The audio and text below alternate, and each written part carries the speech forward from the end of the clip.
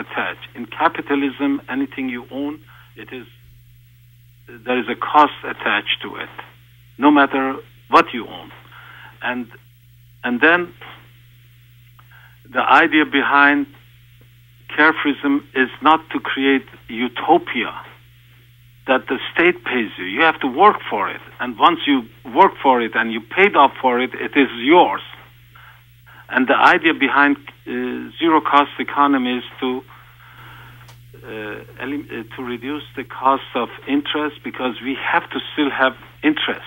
And that is 2% to make that system work at present time.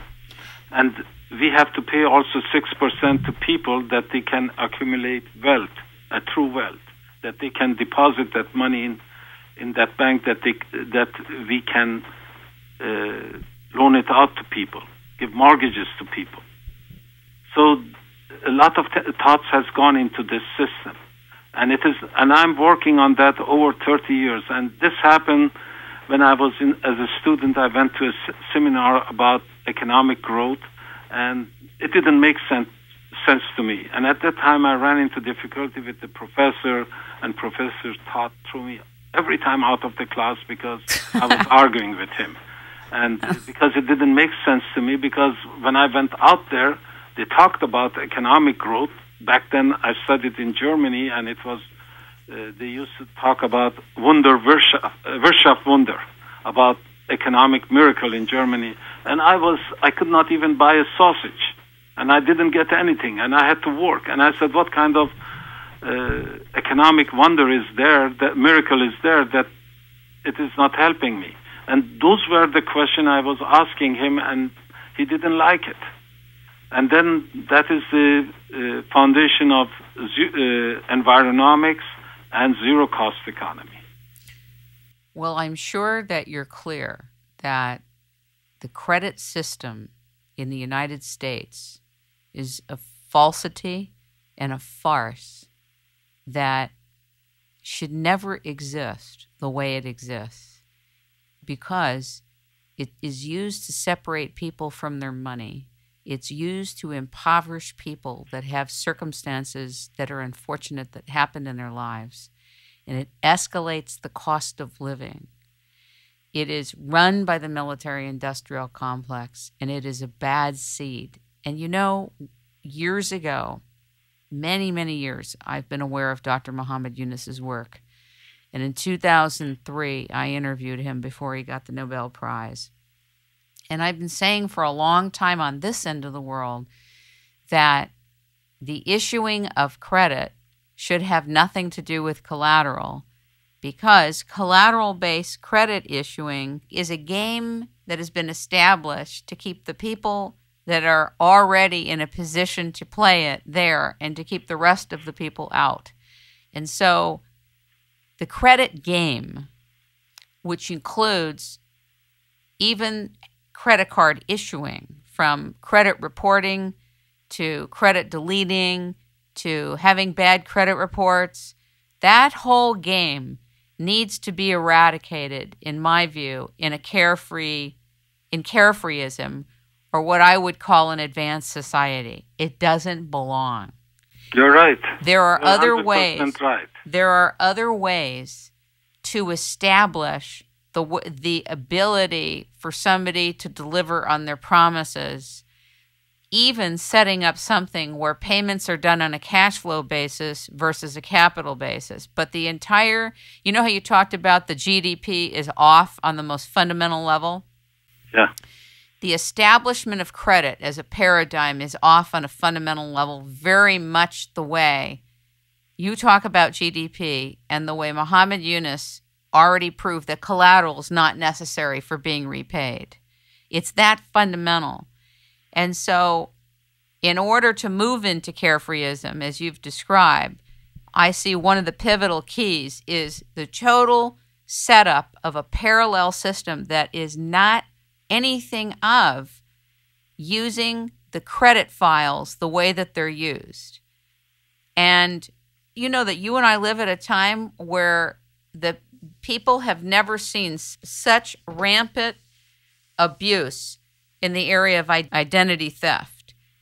Part of this has to do with the issuing of credit. That's another manifestation of the abuse of this and the use of it to enslave the entire population who is needing to use it to get today to get an apartment, you have to have your credit checked. If your credit's bad and you have something happen to you, you can't get a job. It's being used to check people out on everything. And I think it's a terrible, vile seed platform as a basis to determine who people are and aren't and whether they're credible or not. And it should go. I'm for the abolishment of the credit system. And even if it continues to go and you're in my lifetime, I am for the establishment of a new system for prosperity using a totally different matrix and criteria base to do it. Just wanted to share that with you.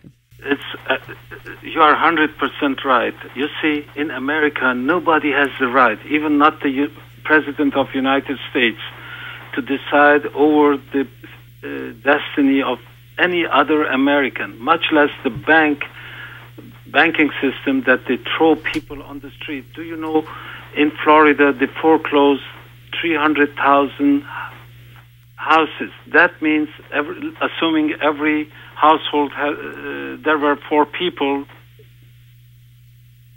husband, wife, and 2 children, assuming that they put 1.2 million people on the road, on the street. Of course, all of them, they didn't get there. Maybe they rented place and they went to their families and so on, but a large number of them, their life were destroyed. Not forget what kind of I got so excited to say that, when you see it is the biggest insult to a father or mother in front of the children to throw them out of their house, to foreclose them, put them on the street. But they have also created a source of crime in this place, because when people have no place to go, and I hear a lot of polices, they tell me I have to arrest people. They had no former criminal record, and we have to arrest him because they stole a loaf of bread because they were hungry. Now, this must not happen in America.